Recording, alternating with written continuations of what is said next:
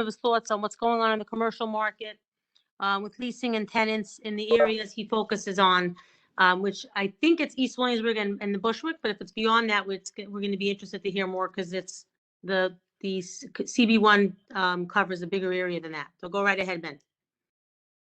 Hi, Toby. Hi, Sante. Very good. Thank you for joining us. Hi, everybody. Yeah, so we're just about to start with Ben Waller from ABS Realty, who's going to talk to us about the landscape in the area he focuses on in commercial leasing. Go ahead, Ben. So I'm Ben, as Toby said, with ABS Partners Real Estate. I am in East Williamsburg right now at 315 Meserole Street, which is part of the East Williamsburg Industrial Zone. And we focus in this market in Bushwick, which is obviously, part outside of CB1, and in Williamsburg and Greenpoint as well. I'll kind of focus on this market here as that's what Toby asked me to focus on. But we've been pretty active in leasing in the last year and a half, even kind of throughout COVID. I would say in general, the tenants fall into two categories. People that are companies that are making things, or people that are making things, and people that are coming here to do things. So on the making side, Hold on, Ben, you actually, on my line, you broke up a second. You said people who are making things, and what was the second category? People that are coming here to like experience things and do things. So so basically either creators of stuff, or people that are coming to work in fitness studios or go to Area 53. And I'll go to that one second. But so as far as the people making things and businesses making things, we signed a lease with a company called MyHub, which has one location in Bushwick, and they signed another location in East Williamsburg. And they take like a 10 or maybe 12,000 square foot space, divided into a lot of little suites for individual workers or artists, and with a high concentration of people creating music, mostly like electric music, in a small studio, not live music. Can you just clarify? I'm just curious. So what was the address of this? 538 Johnson. Okay.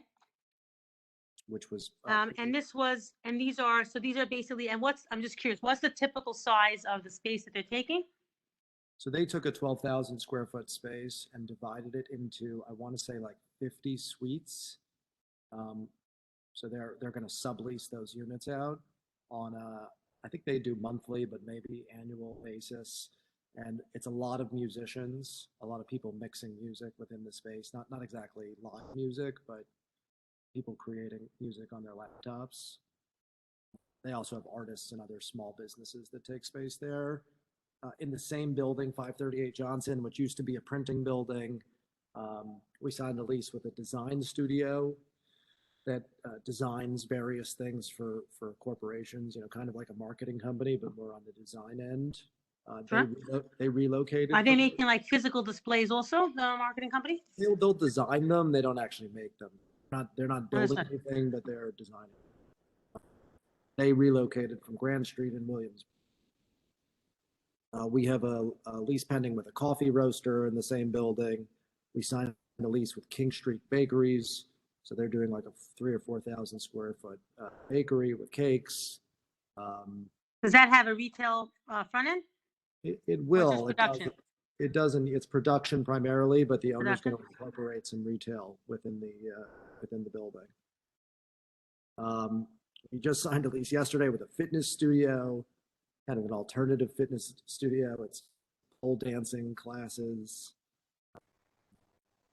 Haven't tried it yet. And then the you same don't do pole dancing? Well, not yet. I'm going to.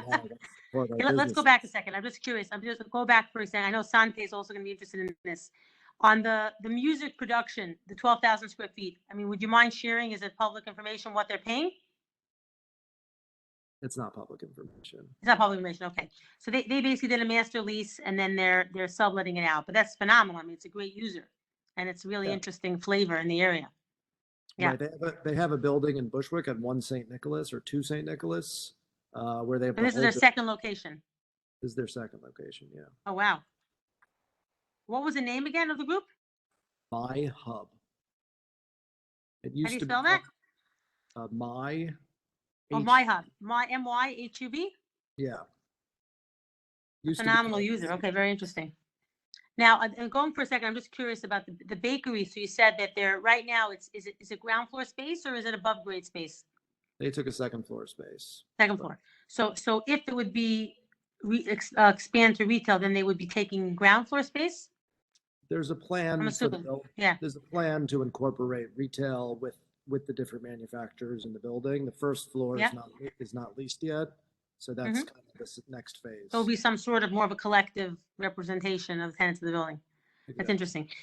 Okay, keep going. Yeah, thank you. Sure. In the same building, we signed another music recording studio that had actually started in My Hub and grew into their own space. And a photography studio. Now, right And down just the roughly, block- like how many square feet are these tenants taking? They're all like a 2 to 4,000 square feet. Understood. Yeah,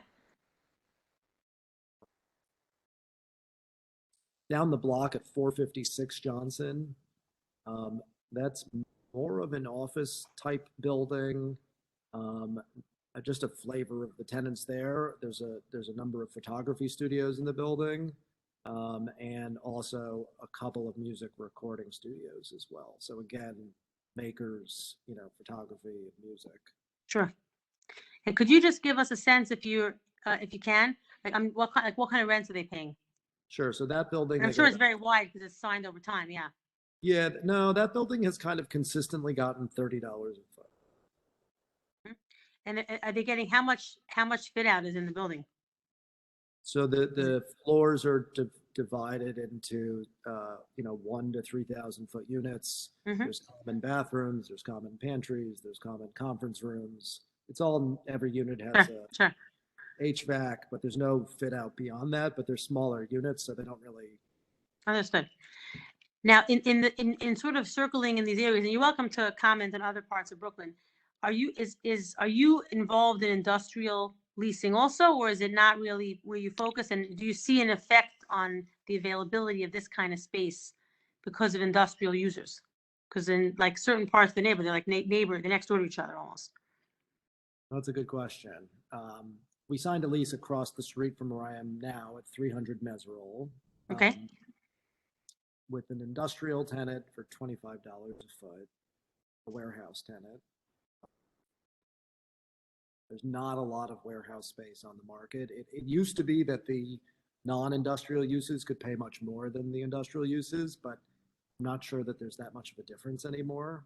Well, I'm We just going to state the obvious. Maybe Sante should hear. He's basically saying that, so to speak, more office-like user is paying 30, and the industrial user is paying 25. It's insane. It's basically the zero fit out. So that means technically it's almost as if the industrial user is paying more. Because someone's spending money on some kind of fit out. Yeah. Yes, I mean, probably the question should be, I believe there's been a definite evolution of what do we intend for industrial, because some we call it industrial, are they really manufacturing? And definitely there were always manufacturer, they were operating on larger scale, they needed, a bigger, more square footage, and always had more financial capability. I believe, or at least to my understanding, because I was one of them, I believe who's been left out along this process and this evolution are the many craftsmen, which employ people. They necessarily didn't operate with 10,000 square feet.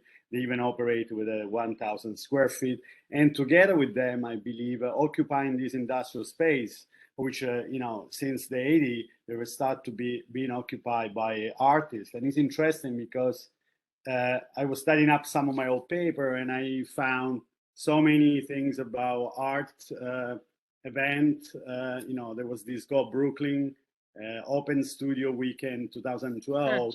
Yeah. And we haven't seen these anymore. And I remember we were going into this industrial building. There were many smaller 700, 500,000 square feet. But what were studio. they, I'm just curious, Sante, what year was this and what were they making? This was in 2012. 2012. And what were they making? These were artists or they were Artists, and sometimes, in this event, there were some craftsmen who were creative, kind of bordering between art and design, and Yeah, so it's making interesting. So I spoke at an event that Pratt did in, I guess it was like maybe in 2016 or 2017, around the future of manufacturing in New York with a focus on Brooklyn. And they had a woman there from the West Coast, from San Francisco. And she was, who represented like a trade group. She was basically saying, and it's interesting because, your background's Italian and the Italians perfected this, the art of the apprenticeship, that it's not really, there are no real entry-level jobs in the high-touch manufacturing space. So the point of that panel that I was on was that we talk about accessible jobs and economic mobility, but in high-touch manufacturing, leather goods, metalwork, it's years and years of apprenticeship or skill, so there's no real entry-level jobs. And really what Ben is describing when he talks about the MyHub and then the photography and like sort of the commonality in a lot of these tenants is it's digital production. So they're basically making a digital product. And that's an interesting insight into what's going on here, because really it's much more accessible to get a job creating a digital product than it is to get a job as a highly trained metal worker making either furniture or making even jewelry. So if the ultimate goal of economic development is basically, the interplay between economic development, workforce development, and economic mobility, what Ben is describing is actually great news, because entry-level jobs, and if somebody was making, if you're working for a food manufacturer in these buildings, these are mostly really minimum wage jobs. Whereas someone who knows how to create music or create other forms of digital content, it's ultimately a much higher paid job. I don't know, Sante, if you agree with that. No, I agree that that's something, but unfortunately, we spoke about this together, Toby, when we were talking more about retail. Here we touching the industrial space. I believe we're cutting out a portion because I was reading some important, interesting research about denying the ability to craftsmen. They are still needed in the city because we have a kind of lively, and I've been involved. I studied architecture originally. I became a designer and I became a maker, making things in the field of design. And there is still a very interesting market, which has to do with renovation, and you need metal worker to do unique things for high end. So, New York needs cabinet maker, artists making lamp and lighting, and so many other things. And being having affordable space has created interesting business. Sometimes these, remain one person job, but also had the opportunity to evolve into become something else. I believe what we've been questioning is like the space are not affordable enough to have these early entrepreneur, creative people, which many of these craftsmen, they have a college degree, they went to Parsons, they went to the School of Visual Art, but if you're a fine artist, sometimes it's difficult to make a living and you enter into this other field of craftsmen. So probably in Italy, yes, there was a generation of craftsmen which you had to learn, but in New York, I believe what I experienced as an Italian, there was a different kind of craftsman. They had a degree, they went to university to be artists and became cabinet maker somehow. They still practice the art, but they made a living. So let me throw it back to Ben for a second. Ben, if you can give us, I'm just curious, and then we'll let you go. If you can give us like a high level, because you've been at this now for how many years? I mean, I met you, it was almost like 12 years ago. You've been in these neighborhoods. Right. What are you seeing, if you can give us like the high level overview of how demand has shifted over the last, 12 years ago, 10 years ago, 5 years ago, over time, in terms of, and then we'll come back to Sante, because listen, I'm in the construction business. I have somebody recovering my cushions for my roof in the Williamsburg Hotel. I have people, I'm buying lights from Industry City. I have my banquettes coming from Long Island City. I mean, certain things you need to do now, even before supply chain issues. Now with supply chain issues, it's a way bigger issue. But I don't know that that's the reality of what's going on in this area, because my high level view of this, looking at, for example, Joyva, who sold to an industrial user, is in this particular neighborhood, industrial pushed everything out. But and what are you seeing? If you can give us more of like a high level, and we appreciate the insight on the granular tenants, like what are you seeing overall? Give us I like think 3 that- moments in time. I think that it started off as like manufacturing industrial for sure, and then started to shift like 5 years ago or 6 years ago to more tech and crypto and media and creative. And then I think the pandemic actually really stopped a lot of that and brought industrial and manufacturing uses back to the forefront in this neighborhood. So I think that it actually was heading in more of a tech direction, and now most of the buildings and most of the leases we do are some kind of light manufacturing or e-commerce or something more, along the industrial use category. And I think that their spaces are pretty affordable for those uses. You're and saying basically that the pandemic sort of slowed down the push to tech companies and more focus. But when you say there's a big difference between sort of last mile industrial and then manufacturing, how are you seeing those two uses interplay in the area? Well, last mile in like Amazon or Frito-Lay or one of those. I mean, those are big sites, and there's a tremendous amount of demand. I'm thinking more about like multi-story buildings, Yeah. 100,000-foot buildings that house a lot of tenants that are still like 30 or less per square foot, which is as cheap as you can find space in New York City, really. And it's mostly artists and furniture makers and lighting makers, and food producers, the things that cities kind of need and that are more important now than I think they were before the pandemic. Sure. So that's really, so that's sort of overtaking tech. But the reality is, because there's been a lot of talk about sort of rents. I mean, is there anywhere in the areas you cover that where you can get something below $30 a square foot? Yes, There is. Which areas are those?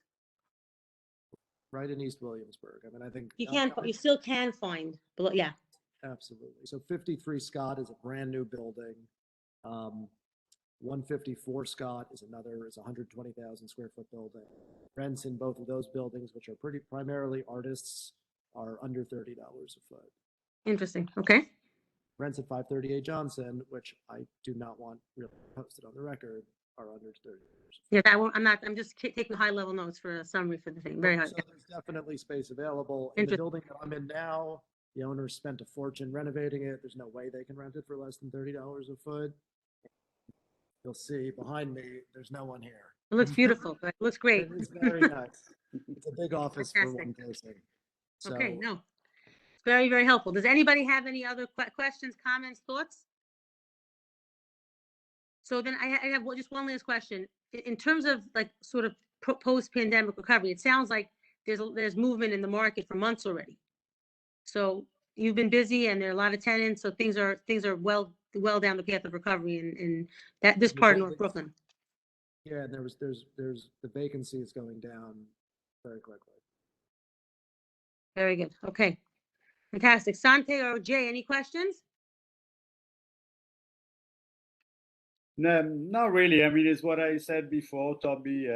Is just, I believe, if you are a successful business, I believe with $30, definitely, can become feasible, can become even more. I believe I still feel that, and it's not your fault. I mean, I'm saying the market is going that way, and and developers moved into area.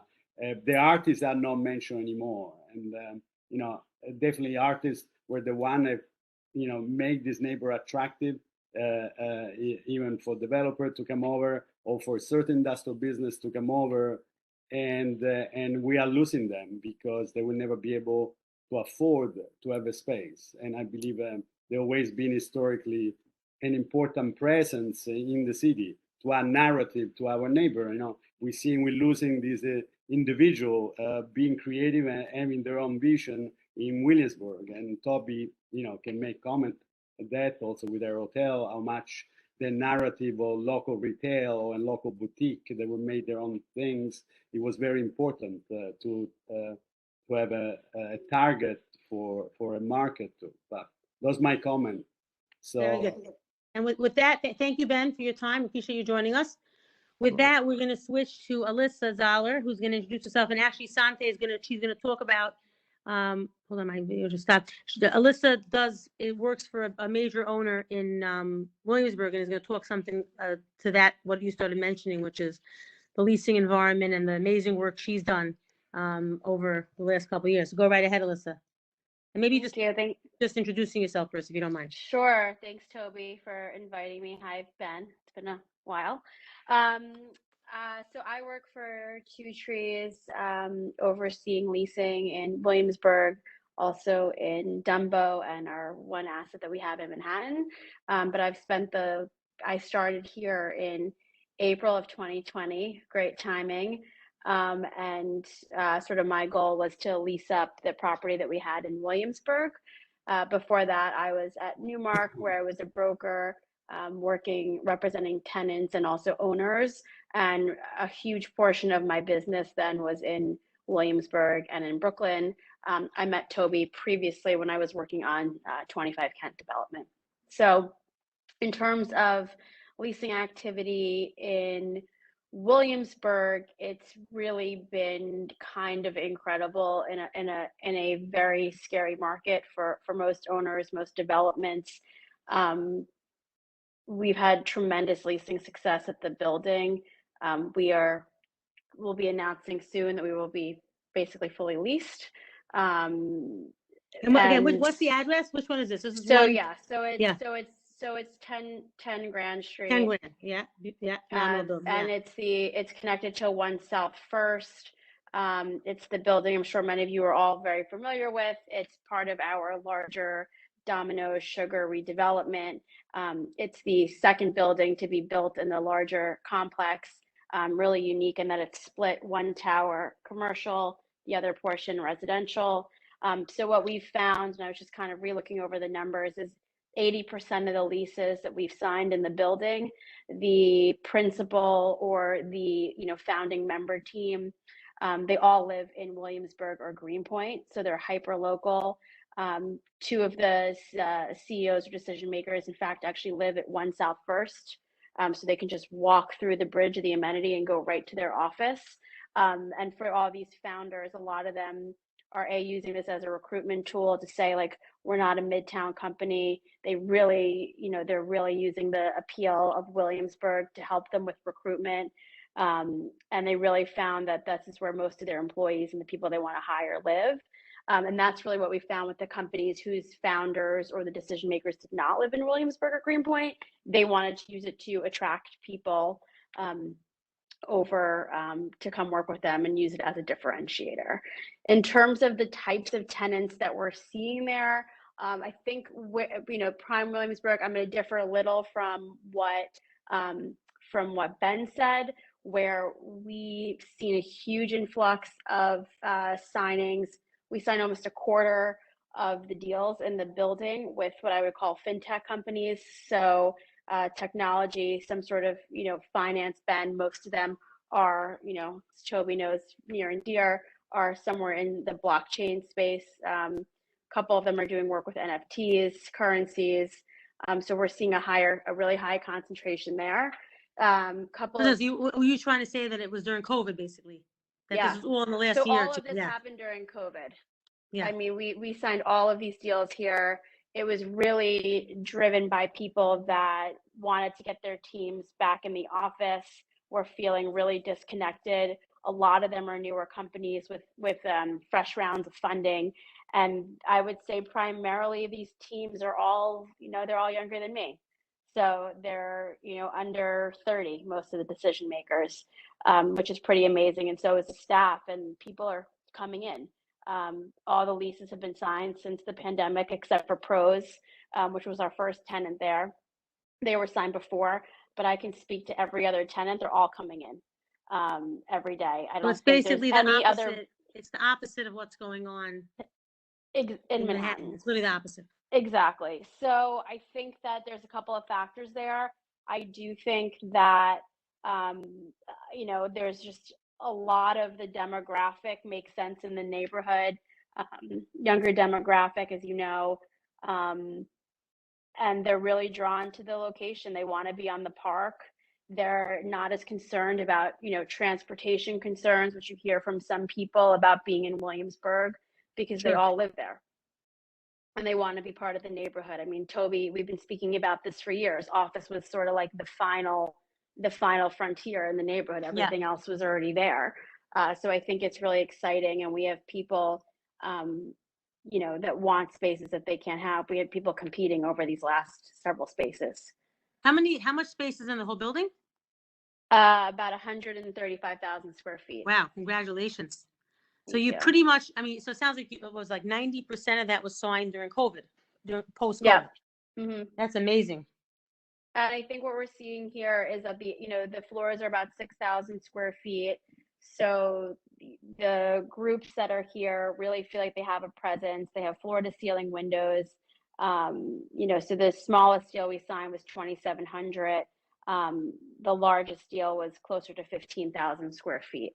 But we're really excited about the tenant mix. We think that they're great for the neighborhood. We thought a lot about the tenants that we picked and wanted to be there, especially as it got competitive. And they're all heavily invested in the neighborhood. And like I said, 80% of them live there, and several of those people moved there once they signed this office lease. That's right. So you say 80% of the tenants and their employees live local. So it's 80% of the decision makers. Interesting. Very interesting. So essentially, this is almost like Sante, we could do a socioeconomic study on this. I was in the Lower East Side on Sunday, and there isn't even a Starbucks. The Starbucks is shut down. I don't know if it was I was like 1:00 Sunday. So what you're saying is that whereas whatever the vacancy levels are in Manhattan and all sorts of excuses, the subway isn't safe, I don't want to go to work, I don't like the commute, you're having the opposite dynamic with offices that are near where people live, or where the actual owners themselves are coming and putting an office here to recruit because the demographic they want to hire lives here to begin with. Exactly. That's very interesting. Now, do you have any other product in the neighborhood that's office, or is it just this one building?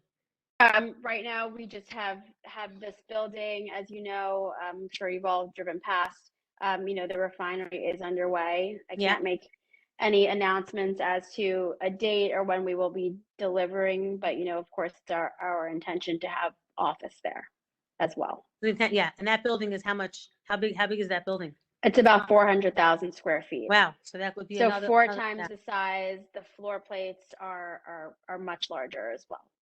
Yeah. If you can share, are you actually speaking with tenants about that building, or you're not in the market on that? We're not in the market. Yeah. Okay. For the refinery. Now, I don't know if you know, or you can share, what are you seeing in terms of other buildings? Like what, Dime also has office? What does. Other than 25 Kent, what is the other office stock in the neighborhood? There's 200 Kent, which is next door. There's the one that has the grocery on the that has the Trader Joe's in it. I've heard confidentially that there's a few other retail leases that have either been signed or are close to signature there. And in that corridor, not in our buildings. So it sounds like that corridor is going to get pretty interesting with new retailers. Obviously, there hasn't been anything there for quite some time. And then obviously there's the flank buildings at 360 Kent. I believe there's some activity there. And then there's a building being represented by EXR up on North 13th that has smaller floor plates that I've heard has had quite a bit of activity. Well, so the last two addresses, Flank's address is what? 360 Wythe. 360 Wythe. And you know the other address? It is 320 Wythe. 320 Wythe. So have these guys signed anything? Are they what do you know just in terms of what's out there? There are some existing leases there, and some leases that I believe are out, but I think they're having some pretty strong activity there. Very interesting. So it's basically going. So what you're seeing is it's very clear what we're looking at. These are primarily tech companies, a heavy concentration of fintech, blockchain. the industries that are prevalent around here. And, Yeah. and sort of it's like an iterative process with, these are the companies that the people who are living here want to work in, and therefore the companies themselves are coming. Exactly. attract- And Yeah. we're seeing some very well-financed companies. We also had a venture capital firm take 2 floors here, right? They felt like they were really setting themselves apart by being here and not in Midtown South, where all the other, you know, VCs are and think is the cool spot. So I think that Yeah. they were Are they like a being fintech pioneering. focused? Are they a fintech focused fund, or just a No, regular fund? they're not. Nope, just a regular venture fund, but a, you know, younger demographic firm. So I think that that was a very cool move on their behalf. Obviously, I'm biased to the building and the neighborhood. Of course, yeah. But yeah, then we have a lot of design, advertising. I'm just kind of going through it now. We actually have 2 recruiting firms in the building. One that does technical recruiting, one that does creative recruiting. Yeah, I'm just curious, like the recruiting companies, do the owners live in the neighborhood? They do. They do. So it's very, very, very specific. Yes. And a very specific, it's really all Yes. about, you know, great Right, people. but Yeah. but I think a lot of these people kind of like woke up in the middle of the pandemic and thought like, I want to be in the neighborhood that I already love and I'm committed to, and Yeah. I want to put my roots down here, not just for, you know, where I lay my head at night, but also, you know, where I do business. So I think that that's a pretty tectonic shift, because the sales pitch for some of these companies would have been much harder, I think, a few years ago. I mean, Toby, we've been through You that. and I We have know been what at that's this for like. years, right? Yeah. Exactly. We're like, this is the center of New York. You say basically the sales pitch shifted now, and is it because like I was wondering, is it because the neighborhood never shut down, or they were living here to begin with? Sorry, say that again. Is it because, I'm trying to see if it's a chicken or egg? Like, what's the chicken and what's the egg?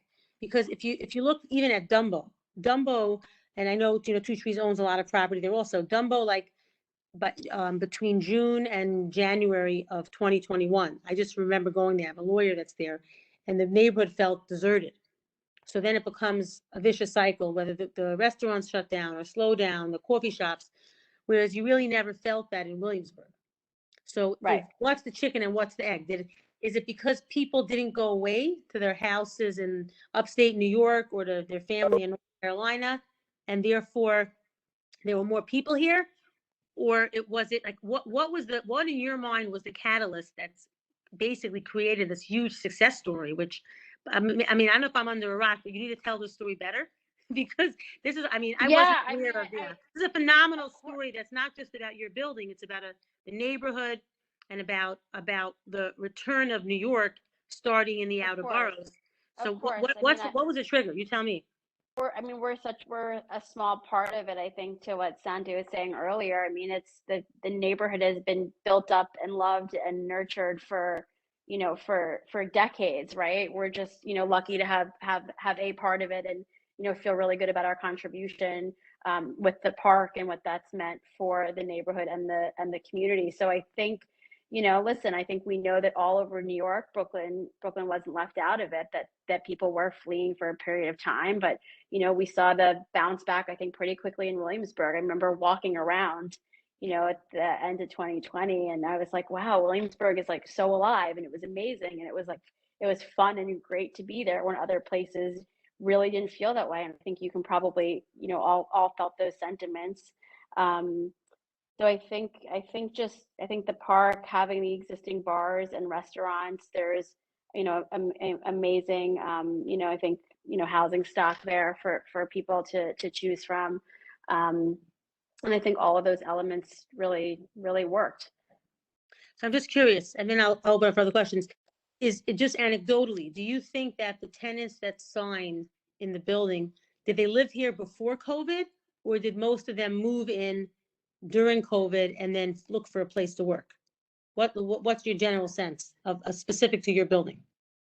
I mean, I think for us, I'll tell you a little bit about the mix of where the tenants came from. A large amount of them all came from co-working and hyper local kind of co-working in the neighborhood. So a lot of them came from the WeWork and the Green Desk, both the WeWork in North Williamsburg and also South Williamsburg, and the Green Desk down the street. So for a lot of people, this was their first real office Interesting. And that so they they were had. living before. So a lot of them were living here before. Exactly. A lot of these people were living here before or working here before. Like I said, in that 80% number, 2 of the principals actually moved to Williamsburg after putting their office here. Very interesting. So it's really about integrated economic development. And the fact, I mean, if I'm repeating back what you said, the fact that the neighborhood never really shut down. So, or opened up pretty quickly, the coffee shops, the restaurants, Yeah. the whole street life. So then I mean, I say that you and want to live somewhere where it there's makes life. me cry, some of the places that are not around anymore. So, Yeah. you know, I say that all with a grain of salt. Yeah. But there was a sort of, you know, vibrancy to the neighborhood that you can't deny that, you know, you didn't have everywhere in New Yeah, York. yeah, and it was pretty early on. It was I say by late summer. There Yeah. was much more activity here than anywhere. I And mean, then you saw it at the hotel. I mean, you've been there as Yeah. well, and Yeah. know that people that were willing to, you know, get out and meander Sure. had a place to do so. So we're going to talk for a minute, if you don't mind, because I know you're very smart, and even though your focus is office, you sort of have a good eye. And this is a subject that Sante is very passionate about. You know, what is your view in terms of sort of the retail landscape in Williamsburg? I know there is some retail in your building. You guys have done a phenomenal job, from Roberta's to some of the other vendors you put in, and furniture stores and others. What is your view in sort of how things have evolved post-COVID? You know, you commented on some of the retailers that shut down, and what the landscape is right now. Yeah, I would not say I'm a retail expert, but what I can tell you is I'm obviously always keeping a pulse on it, and retail is super important for our commercial tenants and our residential tenants. So we've been really happy with the programming that we have at both 325 Kent and also at 1 South First, 10 Grand, and feel like it's a really great mix for the neighborhood. You know, none of it is like big box brands or, you know, any chains. So we feel really, really proud and good about that. In terms of the rest of the retail, it does seem, I spoke to a retail broker this morning. He said he's really never been busier in the neighborhood. And again, we discussed some of the deals that we heard are being signed on that Kent Avenue corridor, going more north from where we are, which Sure. I was pretty surprised to hear after things that were sitting on the market for literally years. So I think that that'll be interesting to see how they do, what those retailers are, if they're highly curated, or if, you know, what will they mean for the neighborhood. So I think it'll Understood. be interesting to see. Understood. Okay. Does anybody have any questions? Otherwise, we're going to thank Alyssa and move on to Sante. Questions, thoughts, comments? So that was very helpful. Thank you, Alyssa. Really Yeah, appreciate of you. course, my pleasure. Thank you. Thank you. Sante, the floor is yours. Yeah, well, a lot to say. I try to be brief. I'm never that brief. Well, of course, I believe you know, you're doing great jobs, and but it's unavoidable. I believe is that maybe we should understand why is this happening. You know, and what I experience here in Greenpoint, of which we've been more involved with the community, and we have an historic district that's also where I live, you know, from Oak Street, walking down on Franklin, if you know well the area. Definitely we had an over proliferation of liquor license application, and that was during COVID. So at the middle of the COVID, of course, the first to stop business were like the clothing store, the little boutique, and there were many actually very creative people. There was a generation that was in Greenpoint for 10, 15 years. They placed on Greenpoint Avenue, and they manufactured the back, and they did their own self-produced, you know, fashion line and the ceramic and objects. Very interesting business, I believe, and that's what really attracted me when I moved to Greenpoint. I've been here since '97. Between Williamsburg, Greenpoint, I had an art studio for decades. I have a studio where Trader Joe's there. I had a studio there. There was their warehouse there, close to the water. So I went to many places, and I saw this evolution. If you remember, there was a very interesting design store on Berry Street. I can't even remember what the name was. Maybe it's too far away, 15, 16 years ago. where there were like definitely very well-known design pieces, but there were a lot of design pieces that were produced by local Brooklyn and New York designer, you know. So, but I mean, these, as I said before, add to a lot of narrative. Definitely, yes, you know, we have a newcomer that have been renting or buying, you know, so the development in these decades has, you know, proceeded and put in the market new property, and people moved here. Definitely people that different financial capability and most likely work on that type of business where you're able to generate a different type of revenue. And as you said before, yes, they moved first in, and then they brought the business here. And I have friends they did that, you know. But we go back definitely to and maybe it's unavoidable as a process, and it's not the responsibility of the developer because you do your job. Maybe the city didn't put down a master plan, because I saw there was a 2017 that the city council did a study, and it was called Retail Diversity, and Department of Small Business, the Small Business Service was supposed to put in place. Definitely we're talking about retail, but the link definitely go to the office, because when you bring this type of commercial activity, probably you attract more bar and restaurant and food places that definitely have more capability, because they can pay more money, and the individual, the creative, want to open an individual storefront. I don't know, the pan and the cooking things, there was a place there. They have probably only 2 stores in the city. There was one across from Whole Foods. Somehow move out. I'm assuming not because the location wasn't successful. Move out because it wasn't viable anymore. Probably the request that the market, you know, was putting in front of him, and so it's the link between what we bring in automatically allow to another industry, which is the entertainment and the food business that is prevailing. And I saw, because during COVID, everybody was complaining and said, oh, we have a lot of, you know, restaurants struggling. But I have to say that no one closed here on Franklin Street in Greenpoint. In the meantime, other liquor licenses were coming, so creating even more competition if the other were struggling. And we know that when we have all these food business, bar, restaurant come out, their lease is no less than 10 years. 10, 15 years, that will be normally the ask. And once a storefront is taken by a bar or a restaurant, it's never going to go back to something else. So the question is, we have mechanism and maybe lack of policy and definitely a vision. Do we have a master plan? Because retail diversity, that 10 minutes walk neighborhood, is really academically. But I'm just curious, when you talk about retail diversity, what to you is the perfect mix? Like what are you trying to achieve? I understand that you have a perspective in terms of liquor licenses, which I don't disagree with. You know, once a site gets a liquor license, that's it.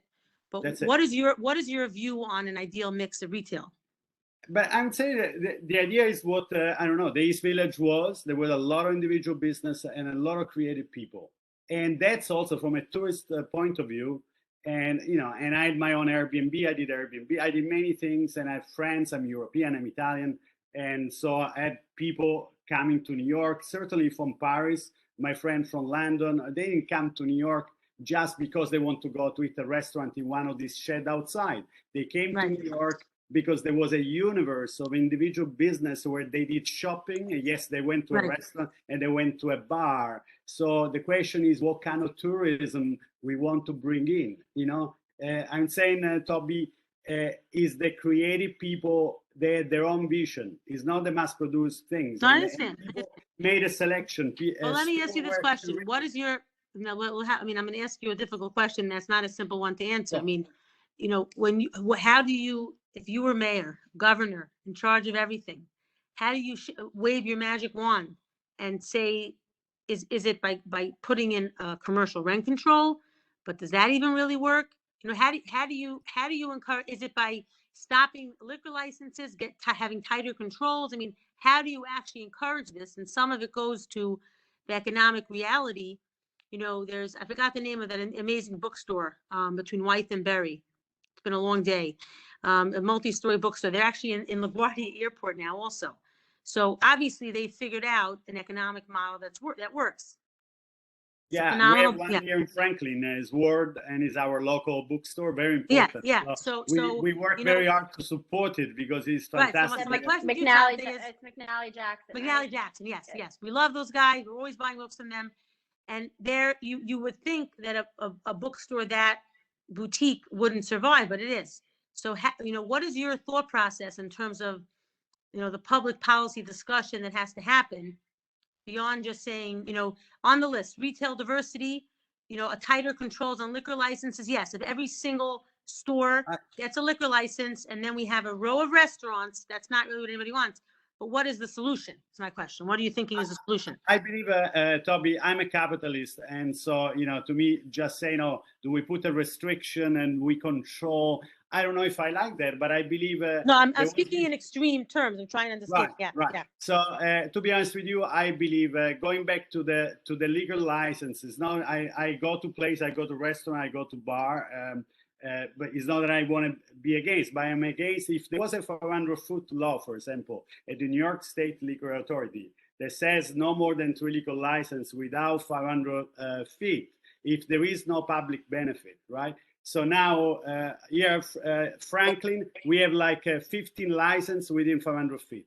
Practically 95% of the storefront are food and liquor related. And now every liquor, even a coffee place, ask for a full liquor license because with the outdoor expansion, with the open street restaurant, the 500 square feet, they could only be nothing else than a little store. Now potentially is a cafeteria with a space outdoor, and maybe there's a little backyard, and you want to have the legal license, so you do the coffee in the morning, the sandwich, and then you become a bar and you can do other things. Now, if we do, the state would really enforce that 500-foot rule. Will definitely automatically with an existing tool that the state had, but they unfortunately they didn't enforce it ever, despite even our community board recommendation, Toby. Sometimes they gave a license, even the community board said, we had already 15. So I believe they could naturally create, unfortunately, the lucky one, they got a restaurant and a bar, they probably pay more money. The other storefront will naturally be left out for that more speculative opportunity. Correct. It will be a natural process. We'll have other like happened in the past.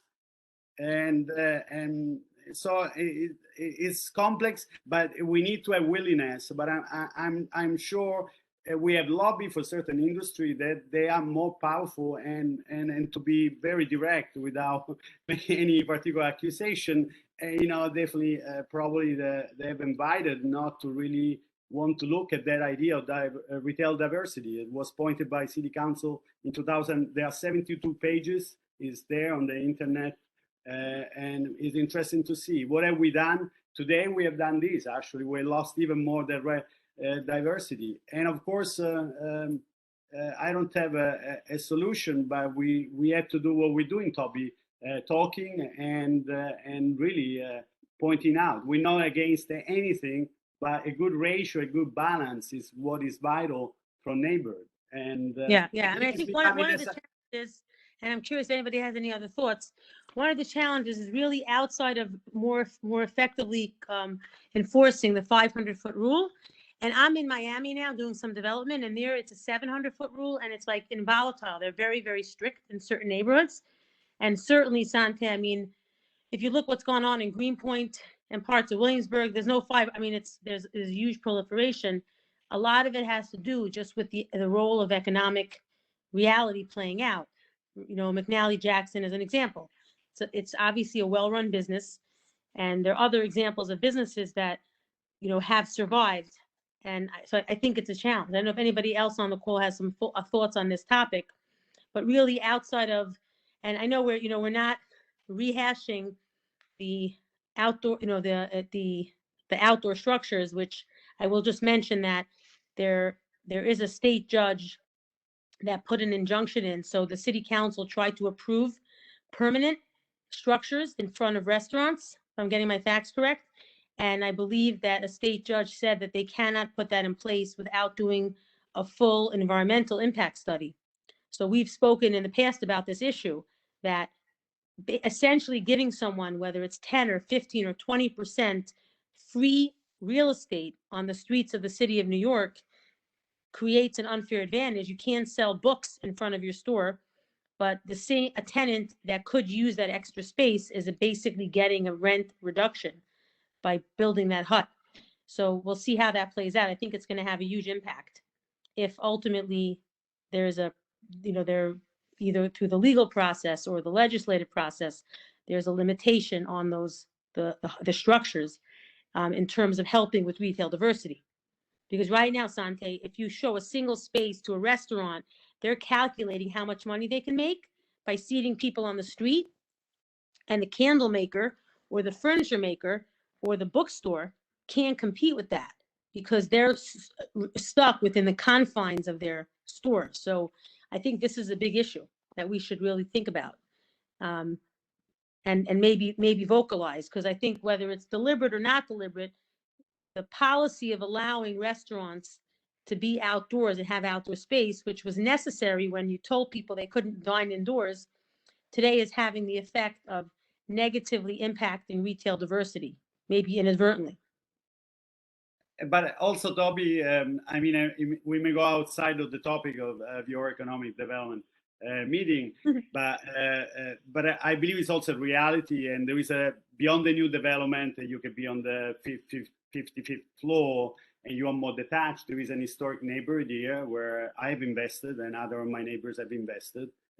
People more fortunate, but they decide to live in an historic building, and you're on a lower scale, you're more vulnerable. And there was a very important concept. There was a way very difficult to find some balance and parameter. It took decades and decades of work of community and the city itself to put in place tools and policy to maintain quality of life and having that type of ratio. And like, for example, you measure decibel with the door is closed if you're a nightclub, and that's easy to do. But the moment you can keep the door open and you can be out on the street and you have a window because that's your house and you're invested there, or that's your affordable house because you have an affordable unit and you have no option to move out, and you have 50 people outside your window, even if it's not music, you have 50 people every day outside your window. So, and I'm Italian. I grew up with Square, where you have, they put table during the summer, you put that. But, again, New York has what? 57,000 bar and rest. I mean, how many do we have? We see that in many streets. It's a ton of sheds. And if you have one other retail there, it's obscure, covered by this shed. And the experience of walking in a street, even to do any other shopping, is taken away. It's practically street are becoming entertainment corridor. Is that where we want to go? Maybe, Toby, that's what the city that they want to transform, to me and to other of our neighbor in this community in Greenpoint. And they have worked very hard trying to put in place contract with all these applicants on liquor license, where, in order, if you trigger the 500-foot law and they're already 15, don't put a shed outside there because we have other 20, and we support the application. And so that's what, but the community shouldn't come here and do all this work. I believe we should invite the city to find good parameters for everybody to be able to work and operate in a fair way. Understood. Okay, very helpful. Thank you. So I think we're going to go to Jay now. Jay, if you want to go ahead and so I asked Jay to give us an update on the work that he's done over the last year and a half through the Sustainable United Neighborhoods in and around critical work, coordinating relief for North Brooklyn around food relief. So Jay, go right ahead. We'd love to hear more from you. Thank you, Toby. Thanks for everybody being on the call and for your attention. I'm going to keep it as tight as I can. Can everyone hear me okay first? Let's do a quick audio check. And I'm going to try to share my screen to share with you a brief deck of our work. Let's see if this works. I should be the presenter now.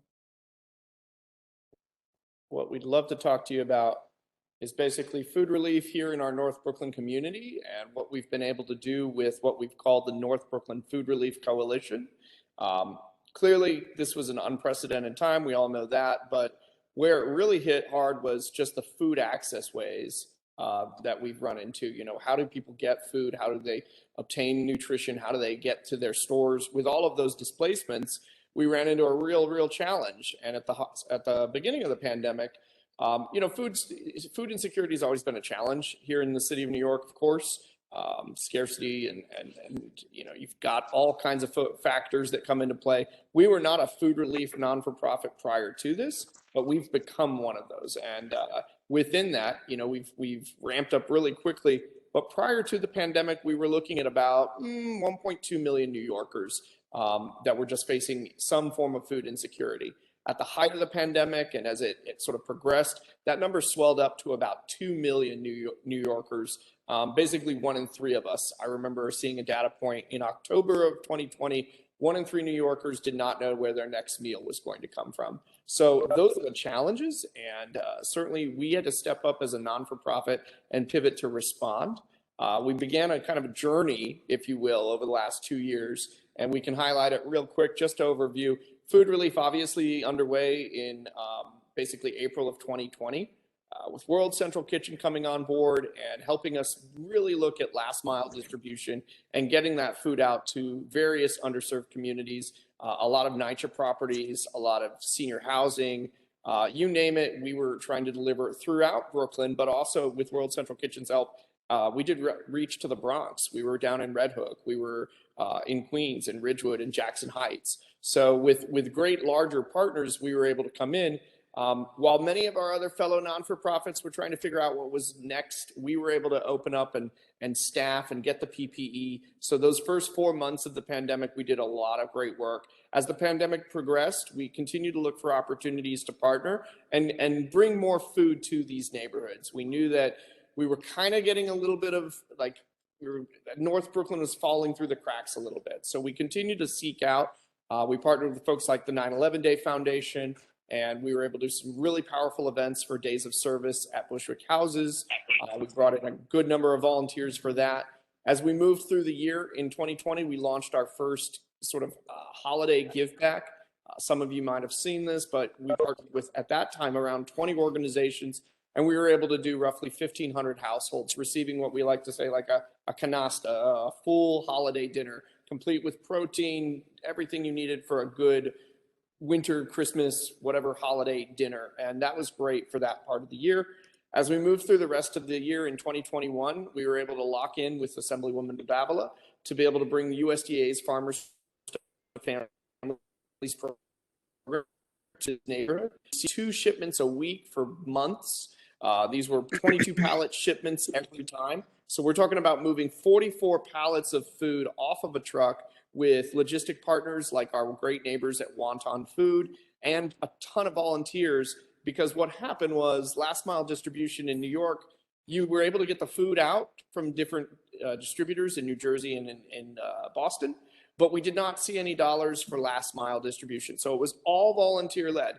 And so what City Harvest and the Food Bank of New York City would do would find smaller entities like Sun and get that food moved through that. But unfortunately, it was all volunteer led. We did that again until about the end of May. And then in early June, we had to transition. The Farmers to Families program wrapped up in New York, or at least for that round of funding.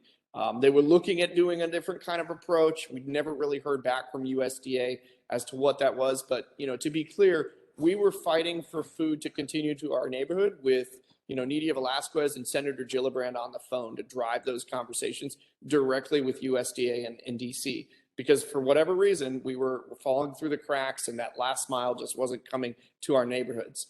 That, of course, ended, and we had to come up with new partnerships. We were able to work with City Harvest, and State Senator Julia Salazar and her team really took on. We had to move from what was effectively a 5 days a week food relief operation to weekly. Once a week, we were able to start getting the food out. We continued to do that through June of 2021, all into last year. And then still, we were able to do our large-scale second annual holiday give back, this time with the DA's office and so many other partners, Assemblywoman Gallagher, all of the different council members from our respective districts. We were able to double the number of households served And we were able to effectively move 85,000 pounds of food in one day, right around December 23rd of last year. That fed over 3,000 households. And to give you an idea, when we say household, that's usually at minimum a family of 4. So we were able to, basically say anywhere between 12 to 15,000 of our fellow neighbors were able to receive a holiday dinner. Again, we were doing the full protein, chickens and pernils. We also put out with a great group of individuals and lots of private donors. We were able to give out 1,500 wrapped toys to area youth. So nice opportunity there. And then that really goes back to why we did it, was about serving our most vulnerable New Yorkers, some high-level numbers for you to look at. We were able to move over the course of the pandemic with enormous community collaboration. I mean, truly, North Brooklyn came together. We were working with every matter of faith-based groups, mosques, different rabbis from Met Council, all of the faith-based, the Pentecostal iglesias in the heart of Bushwick. I mean, we were working with everybody. And in that, we were able to move 2 million pounds of food during the course of the pandemic. We activated 250 unique volunteers during a pandemic. That's kind of Hey, crazy. Jay, you spoke you said, yeah. repeat the last point for impact. You spoke very quickly. You said 2 million pounds of food. That's right, Toby. 2 million pounds Yes. of food over the course of the pandemic. So basically from April 2020 to present, we're still doing food relief, but it's in a much more diminished scale. Yeah. So But can you just to make sure I didn't miss this, who is the source of food right now? Like who are you getting it from right now? Right now, it comes from City Harvest and a handful of churches, and we're able to help out just a handful of NYCHA properties today. And Unfortunately, is this stuff federally funded or state funded, or where's it coming from? it is City Harvest is doing the bulk of that, so they're obviously their own state and federal funded. So the food sourcing does come through there, but City Harvest has got us as one of their network partners, and we're still receiving. If I can continue real quick though, we were able to hit up 24 plus. So I can't remember the exact amount, but basically almost every NYCHA property in Brooklyn had received some form of food relief from our team's efforts during the course of the pandemic. But that, Bushwick Houses, Boddington Plaza, Hope Gardens, Lefferts Gardens, Cooper Park Houses, all being able to receive at some point. And in some instances, we were doing meal relief at Bushwick Houses 2 or 3 times a week. And that's 3,000 residents getting essential nutrition assistance. Of course, we didn't just do residents and our hard-hit neighbors. We made sure that our frontline workers that needed that support during the pandemic were able to receive something. And so whether it was lunch, dinner, or breakfast, we calculated that we've done an estimated 4,600 of our healthcare workers, predominantly at Woodhall and Wyckoff hospitals, as well as Buena Vista Senior Center. So we focused on making sure that they were taken care of too. Very nice. Okay. And then big picture, grand scheme of things, all boiled down, where are we at? That's roughly 7,000 of our fellow neighbors have received some form of nutrition assistance through our North Brooklyn Food Relief Coalition during the course of the pandemic. And that number continues to rise.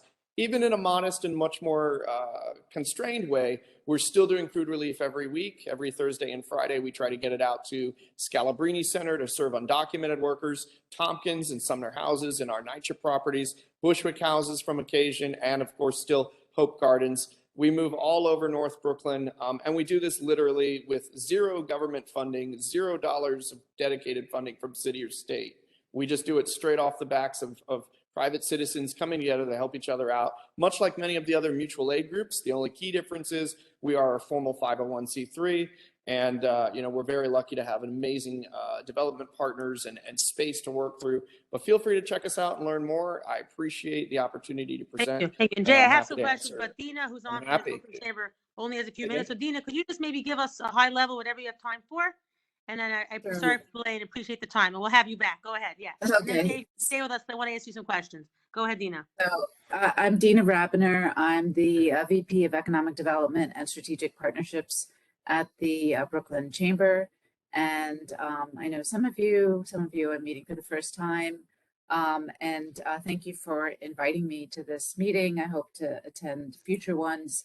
In terms of what the Chamber is doing, we kind of have our hands in everything, trying to work with all parties. Our Small Business Resource Network, which was activated during the pandemic in partnership with all of the chambers across New York City and New York City Economic Development Corporation and with funding from the Peterson Foundation, we provide kind of one-on-one, on the ground, in person support to small businesses.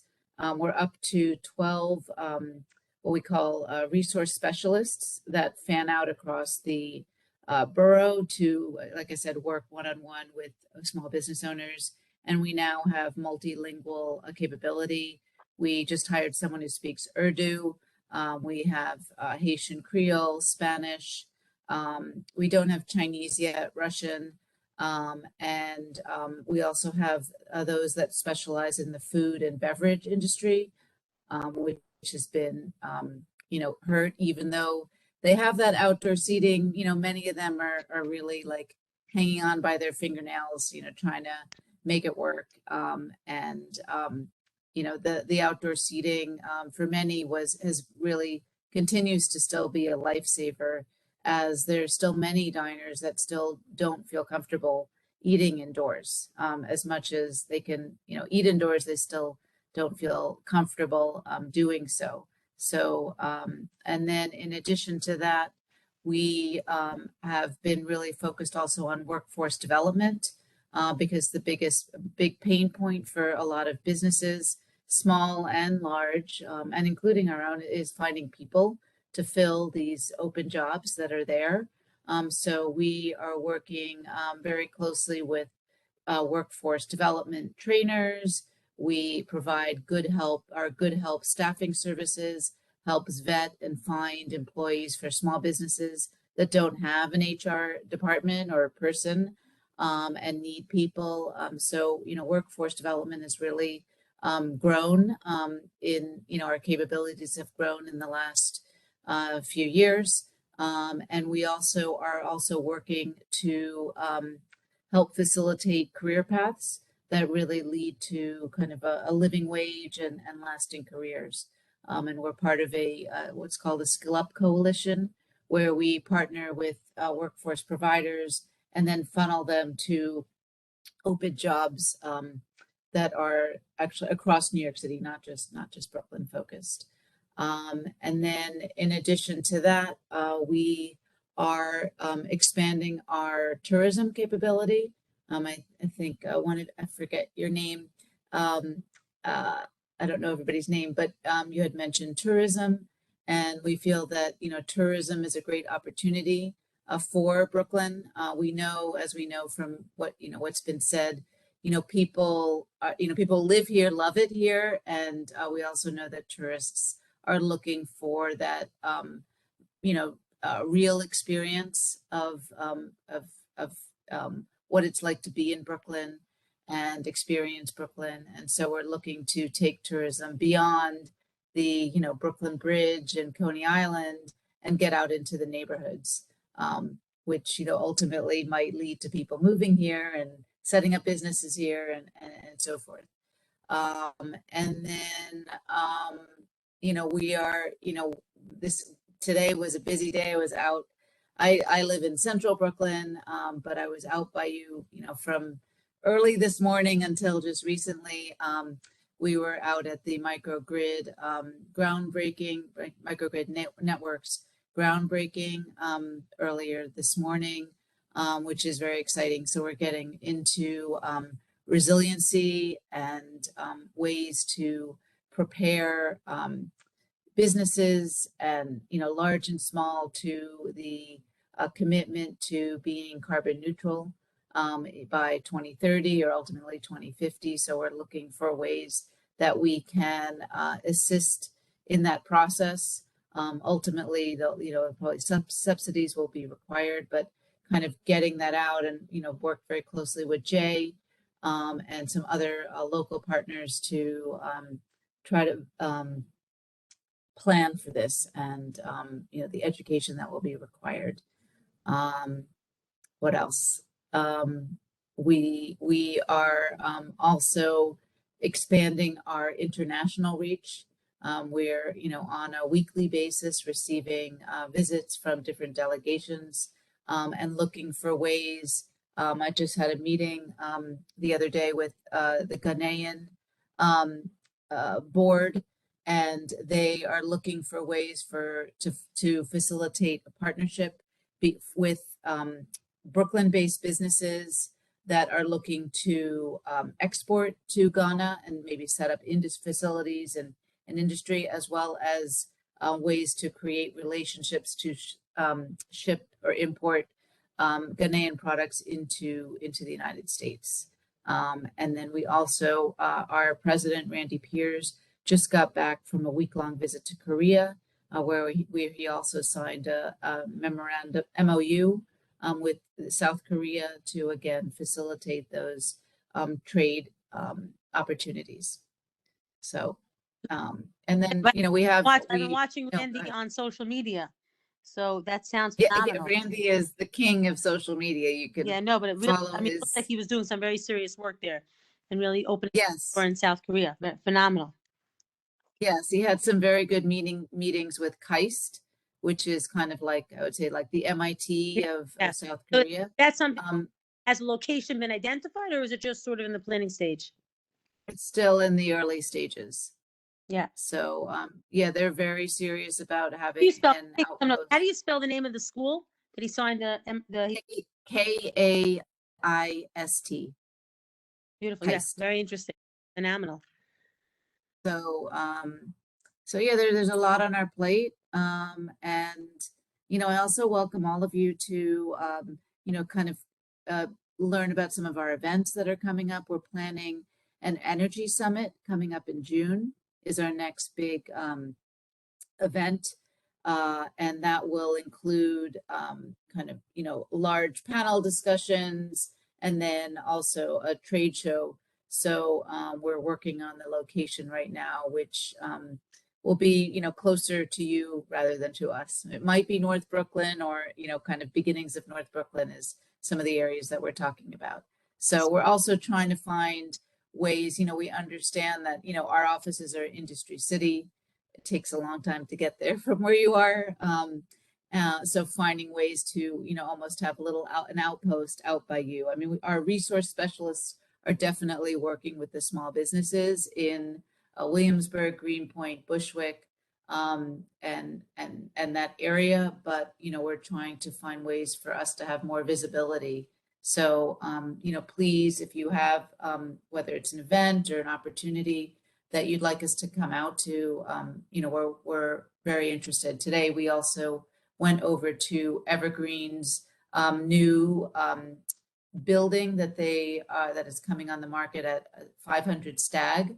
Yeah. So that was very exciting, and a great space. So, you know, Fantastic. so That's a we're- good up. Yeah. yeah. So, and I'm going to reach out separately. Yeah, I'd love to get together either, you know, by Zoom or in person and see how we could work more closely with you, because we're working hard now to try to reinvigorate the Economic Development Committee. You know, a lot of the committees sort of fell out when the people got COVID tired. The ones like land use and liquor, they had no choice, but it's harder to gather electronically. So we're going to Right. make a big push, and we'd love to see how we could help spread the word on the programs. And if there's anything you want to email me, because I'm going to put together a report that we send to the whole community board and it has more, you know, it reverberates.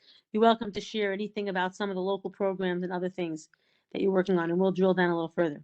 Okay, well, thank you very much. I Okay. appreciate you making the time, Dina. Thank you. Oh, just Yeah. one other thing. Just one thing that has been really an important effort that we also started as a result of the pandemic, which is our social justice fund. We partnered with the Joe and Clara Tsai Foundation. They own the Brooklyn Nets, and they helped fund our Brooklyn Alliance, which is our CDFI. So they funded us for, I think it was $2.7 million to provide character-based loans to BIPOC businesses, so Black, Indigenous, people of color businesses that were impacted by the pandemic. And so to date, we have awarded 48 loans. Over half of the fund has been exhausted. And what's interesting is that even though those that are applying, it's about 50-50 men and women, we found that over 70% of those that are actually getting the loans are women.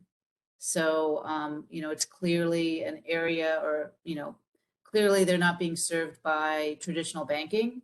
And the loan fund has really been a lifeline for these businesses. They're up to $15,000, 0% loan, and then up to 100,000, 2%. And then around that, we bundle different business consulting services. So we have somebody come in and evaluate and do an assessment of their business and find areas of opportunity where they can grow and improve and strengthen their business. And that's been very successful. Fantastic. Yeah. And we look forward to drilling down on some of these programs. So again, if you want to send me some information about any of the things you think are, specifically worth highlighting, that'll be great. And I look forward to, I'll reach out to you by email. Look forward to scheduling the time over the next couple of weeks to get together. Thank you, Dina. Sounds good. And I'll send it to you in the morning because I'm That's headed good. No out. problem. No so- problem. Thank you. Yeah. And Okay, Jay, so thank if you you. don't mind, Jay, I have a couple questions before we let you go, and then we'll sign off for the evening. So is it your view in terms of the? I think Sante had a question. Oh, Oh, Dina's- Santi, go ahead. I had a question for Dina. But Yeah, I believe think she was running a little because we told her till 7, but maybe. Santi, I'm going to have her come back because there's a lot I wanted to drill down on. She gave us the speed version of what they're up to, and they're. It was we brought up. I want to Yeah, know I just didn't want to be what the disrespectful chamber because. thought about retail Yeah, diversity. I didn't want to be disrespectful because she waited the whole time. She was on since 6. Oh. So I let her speak for minutes, but there's a lot to unpack there. So I'm going to have her come back. We're trying to do now monthly. I have on the calendar, I want to do a much longer session with the chamber. I want to discuss a lot of issues, including some of the things you and I have discussed. And I also want to figure out a better way for the local businesses to tap into resources. There's a lot of city and federal money and private money now running to the chamber. So people could really understand the resources available. So we're going to come back on that. So Jay, if you could just to finish the thought over here. So if the need for food support went from 1.2 million to 2, and now all the 2 million people, unfortunately, and now there's a lot of funding falling out. Are people back to work? Is there less need?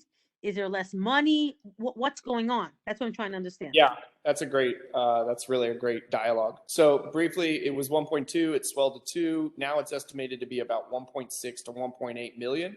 And that number is going to hold anywhere between 5 and 10 years. We won't get to pre-COVID sort of food security or food access levels for a while now. And a lot of that has to do with the displacement, but a lot of that has to do with just the economics of food and rising costs.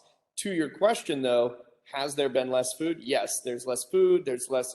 In effect, we've sort of the well is dried up. The corporate partners who might have funded things, the federal government in itself, the USDA Farmers to Families program, that sort of went away, and a lot of that hasn't really addressed where we're at. Nourish New York did receive about a $10 million. And this is upstate farmers products to disadvantaged communities. It sits at about $60 million statewide, but unfortunately, we're not seeing that additional 10 million, and we're not really seeing the statewide plan to ensure some form of food access, which really boils back down to, Toby, the need for community resiliency, urban farming. Not that we're going to replace our food by growing it ourselves, but people want that coming out of the pandemic. We gave folks a box, but they really were like, teach me how to garden. And that's where we're at. So we would love to see more food dollars flow from the state. We also need to there's plenty of food, but this goes back to something we've shared with CB1 before. We need a van. We need last mile distribution assistance to be able to move what food we do get. Sometimes we have to say no to certain amounts of food because we don't have either the bandwidth to move it or refrigeration. So when we try to expand this food relief coalition, as we sit in these debriefs and these blue ribbon, what did we do wrongs or what can we do betters, we've really focused on making sure that if you come up with a food relief program, you have to have dollars attached to ensure that the labor gets done. You have to have dollars attached to get the transit done from the point of a hub to the spoke. And that's what we were running, was a spoke and hub model. But we need more of that. And we really need to make sure that the state continues to provide us the resources, and that these city programs that are already doing it, like City Harvest and Food Bank of New York, that they know about our smaller entities, because we're the ones who go with the tenants associations and get the food delivered. A lot of the bigs, a lot of the folks out there will drop a pallet off in front of a lobby. And that's that bad press that you might have seen up in the Bronx and other places throughout the city. We avoid that by making sure that locals who know the neighborhood work with the tenants associations and get our neighbors fed. That's what we just need to see more of. So I thank you for the question. Okay, very good. Well, I want to thank everybody, we look forward to having more regular meetings. Sante, I'm going to have to get you in as one of my organizers because my entire committee, nobody shows up. So I'm happy to see you. There's a lot of work we need to do, starting with dialogue. So thank you all very much. Now, Sante, have you ever met Jay in person? No, Jay, I was going to say thank you. Yeah.